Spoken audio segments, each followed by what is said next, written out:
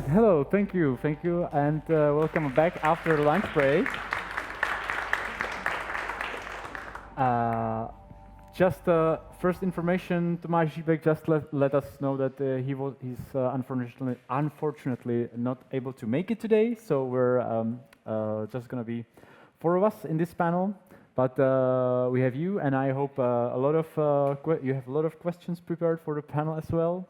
And I think it's going to be interesting. I think 45 minutes talking deeply about the past decade in creative industry and maybe the upcoming one. First, practical information. Feel free to use this URL here, if you can see it, machine.movo.cz/ask. And you can put up there any question you would like to ask anybody from the panelists. I will then decide which one which one we use and put up on the screen. And I would like to start this discussion panel with a bit of a personal approach. And I would like to ask each one of you, what were you doing 10 years ago, and how does it differ from what you're doing at the moment? Shall I start? Yeah, you can start. Each one of you can get your own microphone. Is it going? Yeah. Yes, okay. Okay, so 2015. Yes. So I was working on a comic book. It was 8 years of work, so I would have been just over halfway through, which means I would have been feeling really bad about everything because it was a project that was meant to be 3 years long. And so I was very, very long overdue. And yeah, I was working completely differently, working pencil and paper, not digital at all. Feels like actually a lifetime ago. Cool. Yeah, I was 10 years ago teaching at the university in Maryland Institute College of Art and Design in Baltimore. And I was teaching, starting to learn motion stuff. I had come from a kind of illustrative design background, and I kind of thought that's what I'd be doing, but I was playing around with motion, and in order to teach it, I had to learn a lot of it. So I think 2015, I was starting to learn After Effects a little bit more, teach some of those tools, teaching typography classes, stuff like that. And that was also when my first son was born, and I know you also have a 10-year-old. So yeah, wow, 10 years ago. All right. Carlos, how about you? In 2015. Yeah. Well, I didn't have time to masturbate in 2015.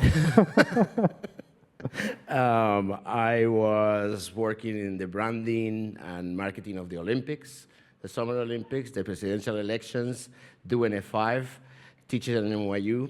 Do you want me to tell you more? No, yeah, I barely slept in 2015, you know, doing all those things. So, and I was in a little bit of a personal breakup with my husband. So it was a tough time, but a lot of work at the same time.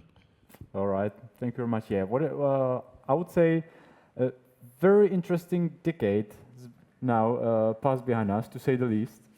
And I would like to know, like, what do you think were the most game-changing moments in the last 10 years that you know, had most of the transformative energy for the creative industry? How do you look at it? And then we can maybe just, you know, talk about each one of those a bit more in detail. But if you just briefly, you know, think about what were these moments. I would say for me, one of the big ones was COVID. You know, like I think for me, the change of work ethic and kind of work structure, for me, when the lockdown happened and we were all at home, I think agencies really opened their doors in terms of who they were looking at to bring in for certain projects. It also just happened that for me, that was when I was on sabbatical from teaching. And I noticed just a lot more kind of an expansion of my commercial practice. And I think, you know, I was doing new and interesting things in my own studio, but I think also, you know, art directors, creative directors were just more open to having a broader range of people that weren't in-house because everybody was at home. So I think, I got a lot more interesting jobs to do. The teams went all online, and really, I've been working at home since, because that's when my kind of commercial freelance practice took off, and so that's kind of where I've stayed. And I think it really established, I guess that's five years ago, a baseline for being able to now work in remote environments and have coworkers that are, a little bit more ephemeral and digital in nature. So for me, that was maybe a biggest one. I think it also feels like collaborative tools in general really took off in that time as well. Like, I think probably with the big push from COVID, everyone had kind of like shared drives and things, but like particularly sort of live collaboration things like Figma and just being able to kind of pass design information really quickly, like instantly and live between people who weren't just sitting next to each other. It feels like a big change. And that's the sort of kind of, I guess that's the sort of happy side of it. And then I feel like there's a lot of AI terror as well. Well, AI optimism and AI terror at the same time. It really feels to me like a big new change. Okay. How about you, Carlos? And when you look at the past and your... Well, for me, it was a challenging time for everyone. So I think the beauty was that, talking from the motion design side, that we got to collaborate, we got new tools, new ways of doing remotely, so people that didn't have access to work with other people, because they were not locally, they finally we were able to. But at the same time, the challenge part of that, I think, is lower the monetization of our craft, because now you can work with someone else in another country that will charge less. And as motionographer, my job, I always see that motion design should be paid the way it should be paid. So it has the good sides of now we can collaborate, and the other side, now we look into, I felt the companies now wanted to look to pay less for the work, because we will find workers that will charge less. They will all focus on the bottom of it. I think that's just a transition, because we have to always set up, and I'm working very hard to do that. But it made it accessible to a lot of people too, so it has the good and the bad side of it. That's what I think too, in the creative side, remote work. If I go into one more Zoom meeting, I'm gonna throw up.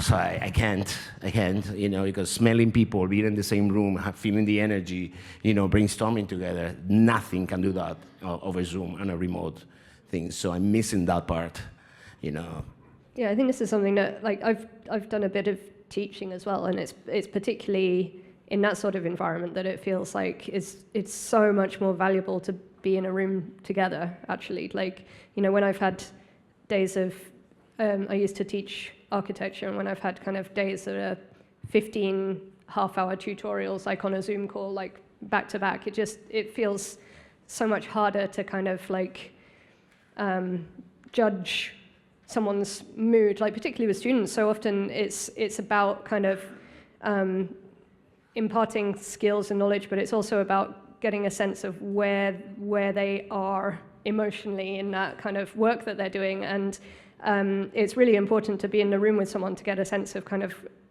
how they're feeling, like how their confidence in the project is. And it's very hard to do that kind of, remotely. Support them emotionally, because, you have a meeting, you give them a brief, this is have to do, and they're on their own, right? We already do a solo work. Motion design is you are everything. So suddenly you're like disconnected, and you have to be in your own, no one to like feedback, support. So I think that's the challenging part of it. I agree with you completely. Yeah, I definitely believe that was one of the biggest impacts, and has been seen in many studios that gone either total remote or like a hybrid mode.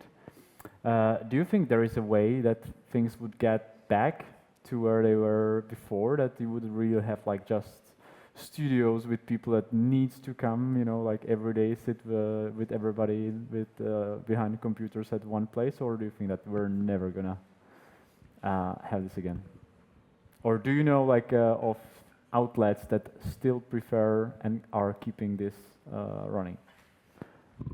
Well, selfishly, I hope hybrid is the way to go. I hope we can all exist both physically and digitally, and I totally agree that nothing can replace the energy of walking by somebody's station and being like, oh, what's that? What are you working on? Bouncing ideas in real time, in real life. But I've, along with collaborative tools, the amount of communication tools we have now, Slack, Microsoft Teams, like all these modes of communication, dropping into a video chat, at the drop of a hat, some of that is filling the gap a little bit. I don't know if they'll return. Hopefully, again, just selfishly, I hope I can still jump into these teams and not have to worry about where I'm physically located, but being able to, work in different time zone is, so liberating. And yeah, I agree. Maybe there's some teams that foster that sort of energy when they're all together, I think there's also, maybe this is too sort of like pie in the sky thinking, but I think there's also an interesting potential for, when people can work from anywhere. I think it's not just about kind of engaging people who might be, we might be working in London and they might be in Paris or Hong Kong or wherever, but there's also, potentially that, like, if the internet is really good and in kind of far-flung corners of the world, like, I think I have this desire for there to be kind of a return to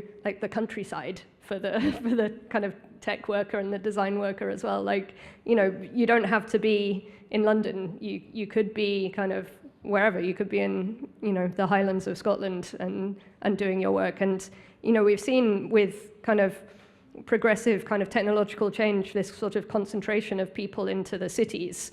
And there's a potential with like the kind of the connectivity that we have that people can disperse again, and that could be a good thing for, spreading people out and not having all of the power and skill kind of, concentrated in these kind of geographical hotspots. It could kind of disperse around the world. All right, I think that leads quite nicely to one of the questions from the audience, and that is, how do you approach collaboration? Yeah, I was able to put it up on the slide. So I would slightly add to this, like, what are your suggestions for a healthy collaboration, in this hybrid mode or the current stage that we are doing at the moment? Anybody who wants to start? Okay, I'll jump in because I've had a lot of fun recently with collaboration. In my presentation, I talked about building these tools and then working with designers that then use these tools. And for me, like the key there is this constant bouncing back and forth. And we've been able to do that digitally, working with designers in New York or in Poland. And it's really fun being able to kind of have them drop a few screenshots of what they did, what they're thinking, some of the sketches they're doing, and then me being able to kind of implement that into the tool, push those changes through GitHub, and then moments later have them see the changes that they wanted in the tool, see new experiments they're doing, seeing like how we can change some of these environments and parameters. So for me, it's kind of this, even if we are in different physical locations and different time zones, having this ability to kind of like bounce back and forth with responses to it. So for me, the collaboration key there, I guess, is open communication.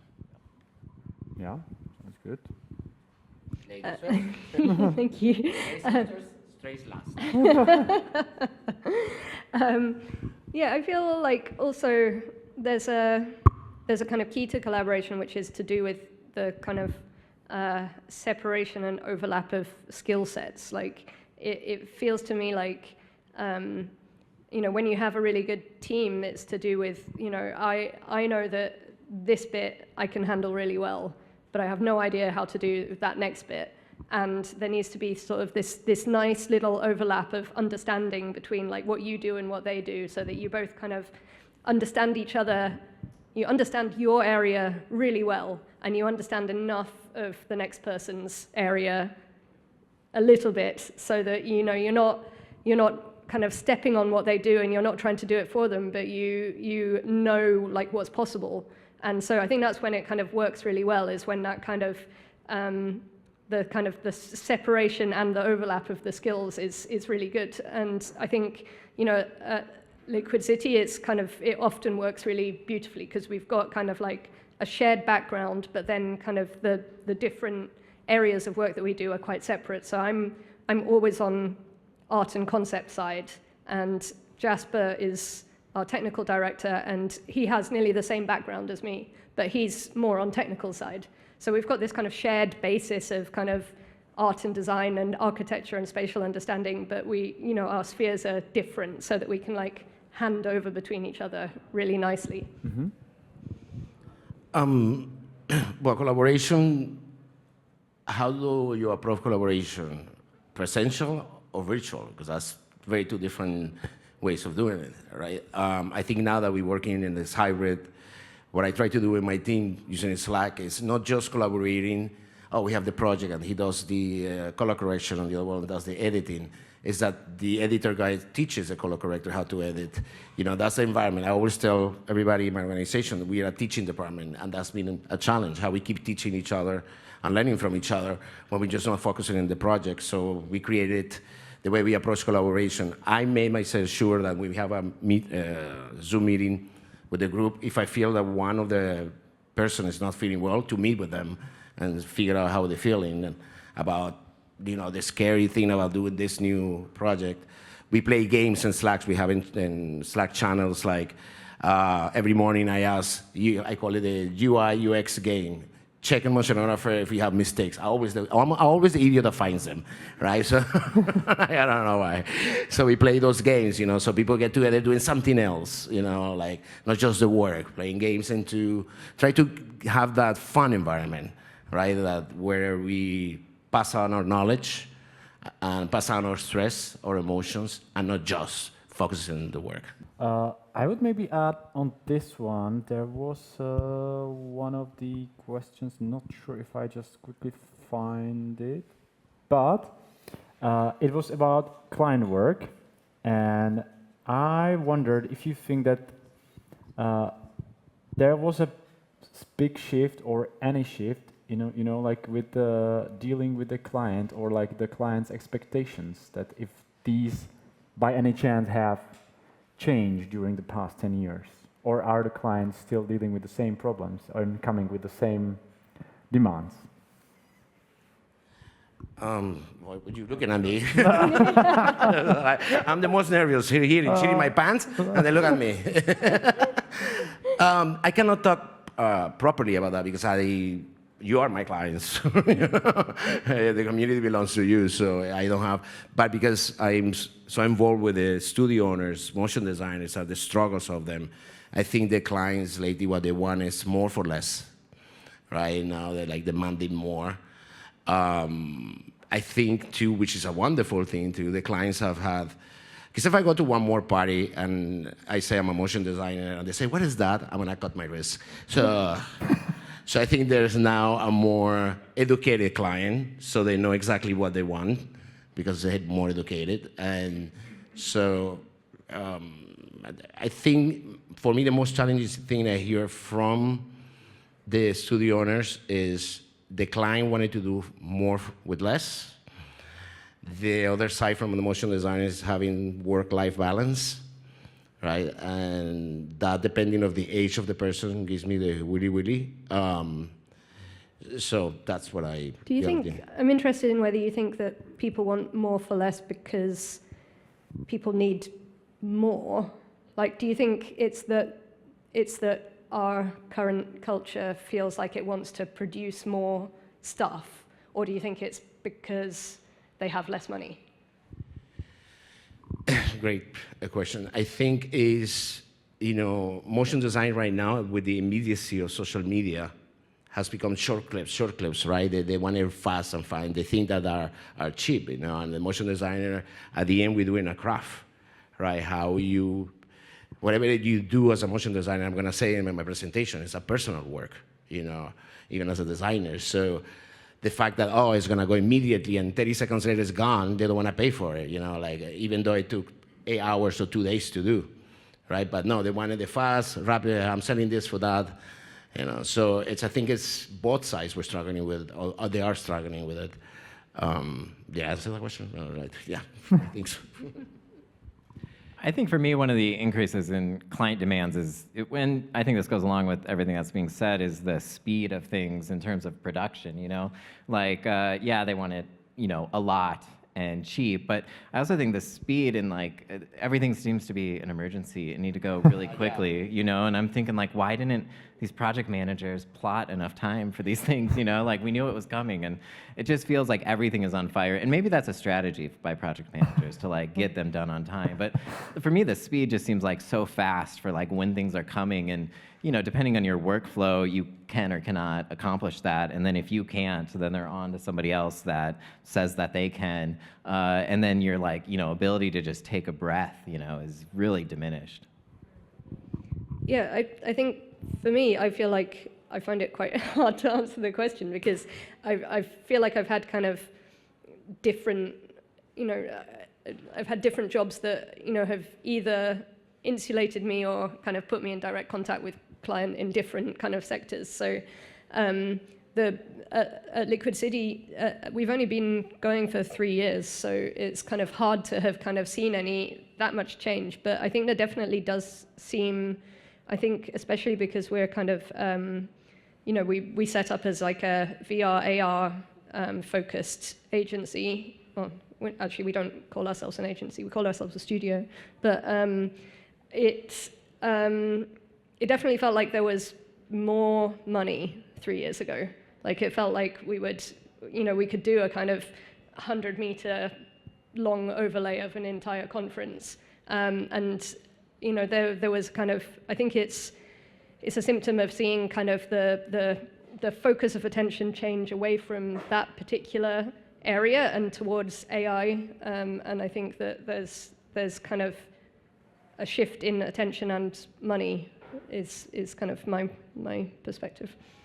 Yeah, my personal view on the consumption is also that I don't know if it's us or if the companies that are, you know, like running the apps, it's like we want to consume more and more, like probably naturally, I don't know.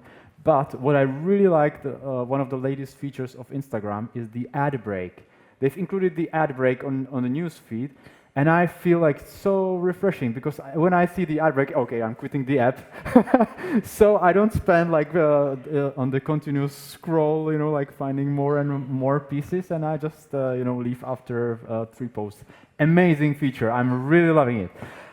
So I don't know if that was intentional, but it works really well for me. This leads to, I think, a question that could be, you know, like asked anytime. But it's, I think, good moment to have a personal approach, and your view is work-life balance, and how do you personally deal with it? I'm not looking at you, Carlos, intentionally. It's just like Yeah, well, I mean, I think this is something that plagues all of us, because if you love what you do, you never work a day in your life. But then also, you're never not working, you know? And I think for me, that's the key thing, is like, if you like what you're doing, you sit down at your computer and you're doing all this stuff and you're like, oh, this is so fun, this is so great. And then you don't really have a moment where you're looking for it to not happen. And so then rather than it being kind of the peak of working and the trough of, you know, getting off work, you kind of just are at this constant plateau of wanting to do it and existing in this world of doing what you love doing, and you don't really turn off. And I work from home, and so there's like no commute. There's no transitory period between this is the, well, I guess there is. It's like me walking down a flight of stairs, and then I'm in home life, and you know, that's no way to transition, right? Maybe I need a severed innie, you know, going up those stairs. But, you know, it's like, for me, always kind of existing with that in the back of the mind. And then if, you know, you get like a message from a client or some feedback that maybe like just turns you the right way, right when you walk out the door and you need to turn to family life, I mean, that just reverberates, you know, through the whole day. So I think it's really hard to do that. I think for me, key things have been non-screen related activities, which is becoming increasingly hard to do. Even like my Pelotoning is on a screen. Even my, you know, chilling consumption is on a screen. So it's super hard. So I would suggest pickleball. That's what I say. All right. Well, for me, the work-life balance is a sore subject for me because I have been a teacher in NYU. I have dealt with freelancers, creative directors in America, in Europe, in Asia. So every continent, every culture has this sense of what is work-life balance. I used to say that in America, especially in New York, which is my husband, we live to work, right? I love Europe, where you work to live, right? I don't know if you know the difference between the two, right? I've been lucky enough to live in Barcelona for 2 years, back and forth from New York, and I love Spain, but I don't know what they call work.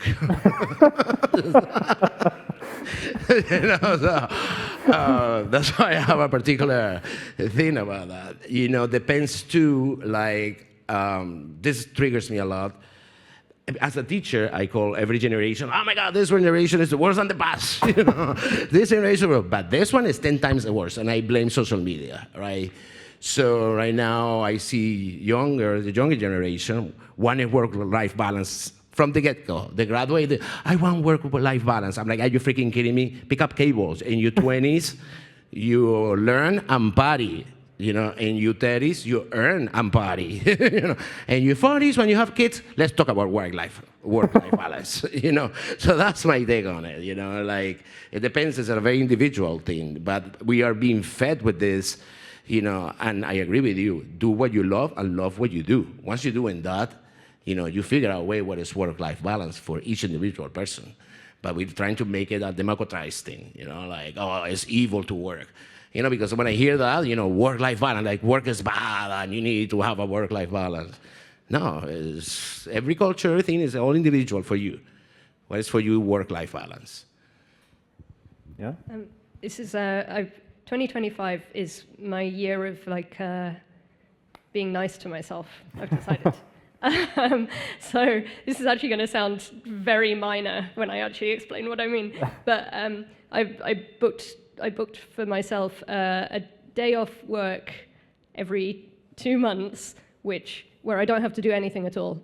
And I deliberately booked it on a day where I knew my partner was going to be working and that my baby would be at nursery. And so I just go and have a coffee and do nothing. And I just do nothing. I can go and get back into bed and watch a film if I want. And I've decided that that's a good thing and that I can, it's important and I shouldn't feel guilty about it. And you said every 2 months? Every 2 months. Wow. Which is not very often. But I think it's more about putting it in the calendar and being these are days where I'm just gonna do exactly what I want and none of it is work. I think the other thing I was going to say is maybe a slight riposte to what you just said, which is that I really find that the younger people in the office have an attitude about work-life balance and kind of protecting themselves from the demands of work that I actually am quite envious of. And I feel I wonder if the sort of working too hard kind of attitude is something that's going to become the kind of, is going to become something that's our kind of dinosaur attitude. That generation's going to see it as the kind of weird ways that people used to behave, like we see that for kind of, the 50s nuclear family or something. They're going to think why did these people drive themselves to work like that all the time when it wasn't the most important thing in the world. And so I kind of feel a bit even though maybe it's frustrating if I feel that work hasn't been done and you're leaving the office, I sort of also at the same time kind of feel I respect it. Just to add, so maybe I was too harsh. I will lynch the idiot that invented 5-day work, 2-day weekend. It should be 4-3. For years I've been saying this. Yeah, so to finish the work-life balance, 4th day of work, 3 day of fun. Actually, I've implemented that in my office. So That's yeah. Amazing. Yeah. And no, on vacation, checking emails. I'm like, I tell them, I will not approve your next vacation if I see an email from you or a Slack from you. No, when you disconnect, you need to disconnect. Because actually, you do a disservice if when you're doing whatever it is that you call your life or the fun, and you're checking your emails and checking work, you're not turning off the machine. Right? Where we are creatives, you're doing a disservice to yourself. When you need to disconnect, disconnect really, right? So that's my take. Good one.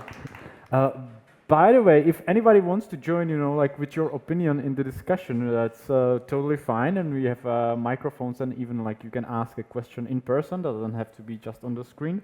So that's a gentle reminder. And if anybody wants, just raise your hand or shout at us. Until then, I would just quickly pull up another question from the audience, which is about the pace of innovation. That, of course, it has ever been increasing, since of the telegraph, whatever, even before. But I think, and I'm really interested, how you personally, and how important is it for you to keep track with the latest tools, and if there hasn't been any particular interest, like in these slate, and if it's interesting for you to keep up with the latest technology, and how do you look at it? I'm quite bad at it. Do you have like FOMO out of it, or is it like, are No. you okay? No. I think I'm quite lazy, and I sort of rely on the other very smart and well-informed people in the office to tell me what I should be paying attention to.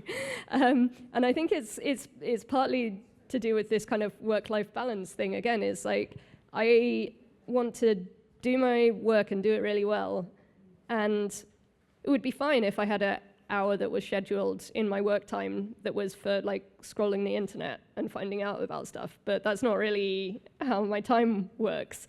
So I don't want to be doing that in my spare time. Like, of course, I'm interested in new advances in technology, and particularly because it's a field that I work closely in. But if I'm at home and I have time to be kind of looking at news, then I would rather be at home and like reading a book or something. I cannot talk properly about it because I haven't sat and do an animation or sat on After Effects in 20 years. But before that, when I started when I was 15, yeah, I had that anxiety of the new tool, the new software, learning new thing. I started in Cosa, later I changed it to After Effects, and later 3D, which was like another science fiction movie. I understand the anxiety always be with the latest tools, but I can talk properly now. The only thing I can mention based on the anxiety of the community in motion design from motionographer's perspective is with AI. The AI tool, like how to learn it. For me, is like, I call ChatGPT Pepe, my boyfriend. That's the only interaction I've had. I have now sat, until create an image. I try a little bit to see how it works, so too knowledgeable. But I feel that tool in particular, it's the one that's creating the most anxiety. I feel that half of the industry feels it's the devil, and the other half feels it's Jesus, right? So right now we're in that phase. It's gonna be like another tool. I think it is, now in motionography we try to differentiate between what was done completely in AI and what was done in traditional motion design. And I told Fermin, the editor-in-chief, I told him, we started like a year ago, give it 6 more months, and AI is gonna be like another credit. Because it's never gonna meet a superpass or human imagination. It's just another tool. Even if we feel that anxiety, done. That anxiety is beautiful. It means that you wanna learn. You wanna be ahead. Don't let it take it over you.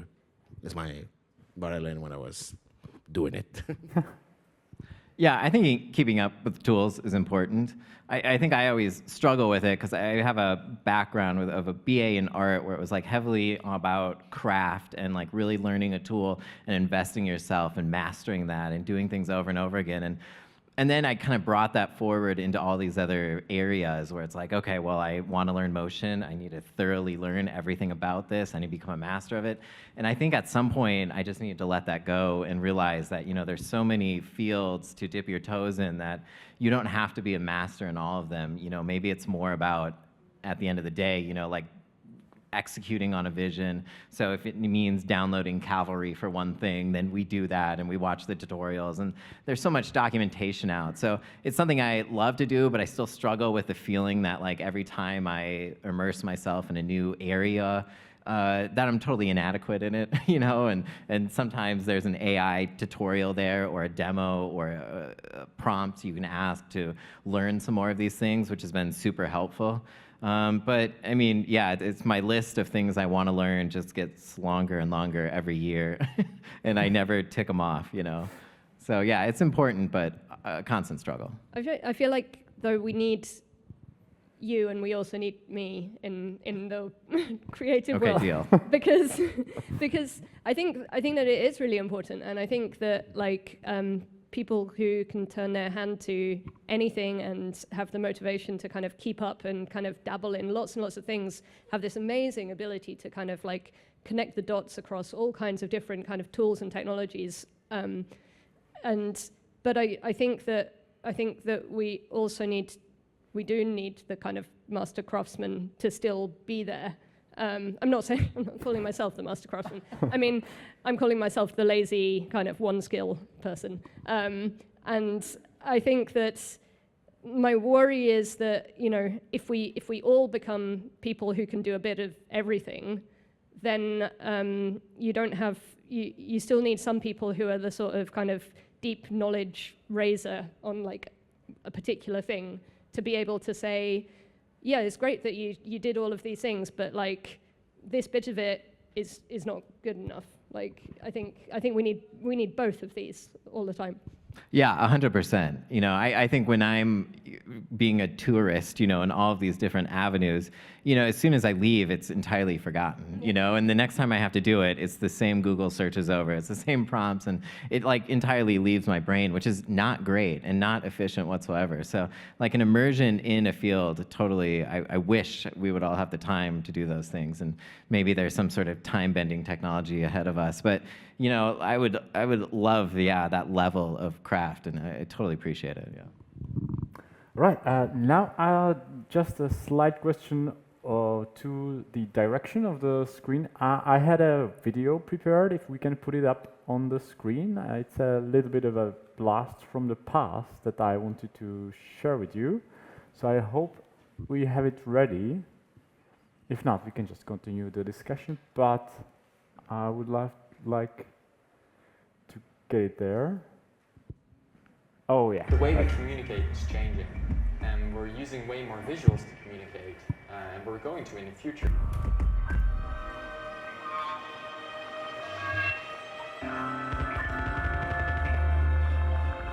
This is a good question. I mean, nowadays you have so many options, so many softwares that you can learn. And it's such a time-consuming. I mean, at the moment, the game engines are amazing. It's amazing what you can do in it. And a lot of young people and students of motion design, they start doing the animations in game engines. I can imagine that in a few years, everything that I learned so far will be like no value. It will have no value. I think the future is the virtual reality. Well, not only virtual reality, but the game engines, so Unity and Unreal. It's always going to be something that helps sort of create a mood in an exhibit space, on film, on TV if it's even going to exist. I think in the future it will definitely be more environmental, but it'll still have the same meaning, that it's a way of conditioning the senses, or it's a way of delivering a message. We're facing huge problems in the world, environmentally, socially. We could potentially use this skill of visual communication to address some of these challenges and work towards solutions and really visualize how a better future could look like. I think motion design will become more and more a part of our lives. We already see it now in the interface design we have on our smartphones as we engage more and more with screens, both personal screens and in the environment. I think motion design will just become more and more crucial to our everyday lives.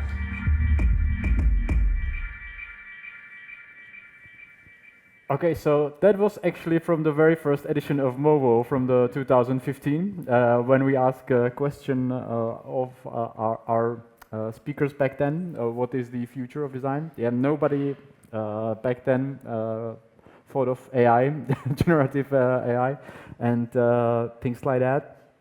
But I think when we hear these ideas, I think some things still persist, and they are still the same, which I think is quite magical about the creative industry. Still, and as you, Carlos, mentioned, this kind of like a devil and Jesus position towards generative AI, and Kiel mentioned that never-ending list of learning tool or of learning of new tools.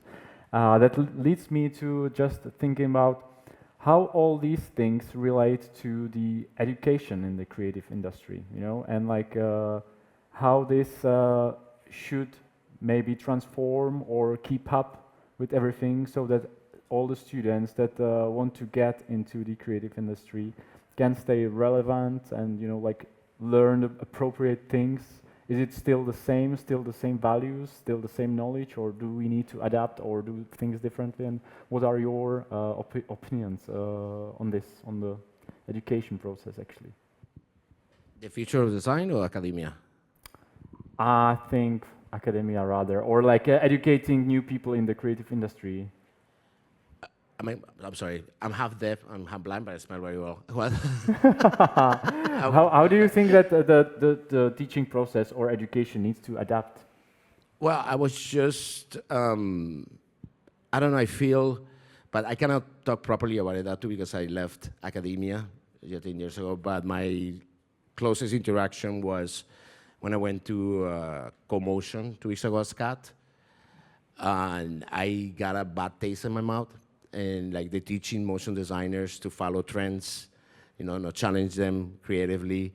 Just this is what you need to do. They tell a student this should be red, and the student asks, why is it red? No, because it has to be, and that's not letting them explore. Because at the end, I said it before, if you talk about the future of motion design, because that question is so loaded, every 10 years I ask the same thing, but motion design, at the end, I think the future is more empathetic doing motion design because it's our connection and interaction between screens and interfaces, and especially with AI. It's going to come to a point where we're going to go out right to our homes, and there's going to be holograms, instead of, AR.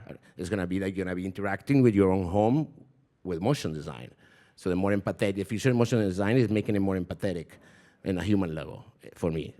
Forget the tools, forget the new colors, and in academia, I feel that they're just trying to follow trend, the stress of this, immediacy. I need motion design because social media has to be done fast. They're forgetting the soul of the creative. Because like I said before, motion design is a personal thing. Even if you have a Nike brief or you're doing it just to express yourself, at the end, the work you do, guys, is very personal, right? So in academia, my little taste that I got. I cannot talk properly here. I think you guys know more. You're a teacher. I love it. So you can take it from here. I don't teach anymore, but it's been a few years. And like when I was back there, yeah, there's always the students that will bring the on-trend stuff and the stuff that they've seen on social media. And I think there will always be a place for design academia. I think maybe it's not so much the lectures or the presentations, but more the interaction between students. I think for me, the fostering of those conversations is where the real magic of the whole thing takes place. So I know there's tons of people that are self-taught in the field, and that's incredible, and they do really beautiful things. But I also think there's a lot to be said for the community between that happens during a critique or presentation or all of the little bits between the bits. For me, that's like where the real education happens. And in addition to that, like how technology plays into it, I think maybe the most beneficial lessons when I was in school was the teaching how to learn, you know, rather than the final thing, teaching a student how to like be open to the fact that they will not walk out knowing everything. So not knowing all of the technologies, but the instilling on them the desire to want to learn that stuff and not thinking this is it, I've got all the tools, but more like I don't know that I have, or I know I don't have all the tools, and kind of giving them this thirst to encourage to like want to be able to embark on more journeys post-education. And I think now that's maybe more and more important, to have this community, but then also to have a desire to continue learning even post-graduation or whatever education. Yeah, I think to kind of specifically address any kind of like looming like AI tool stuff in education, I think that it just has to be kind of folded into to how people are learning, because there's no point in kind of banning people from using it when, you know, when they get out into industry, they're going to be able to use it anyway, and everyone around them will be able to. So I think it's more about like teaching people kind of to kind of know on what level it's useful. Like, you know, it doesn't feel like it's good to use it. You know, if you can just say, you know, generate me a sort of, you know, I can't think of an example now, but like, give me a 4-second ident with a red circle and a triangle and make it funny, and then it does the thing, then, you know, you're not making the decisions on a granular enough level for you to be A, learning, and B, feel like you're the author and the creator of that piece. But I can see kind of, you know, if that's just a kind of like shortcut to like a wider, bigger idea that you've got, and in which you are really making sure that you're in control of the creative process, and all of these things are just tools that you're completely in control of, and you've got this kind of granular understanding of like what you're asking it to do and why you're asking that of it, then I think that should become part of the process. All right. Do we have any question in the audience that you would like to ask personally? Yeah? We do. Can we get there a microphone?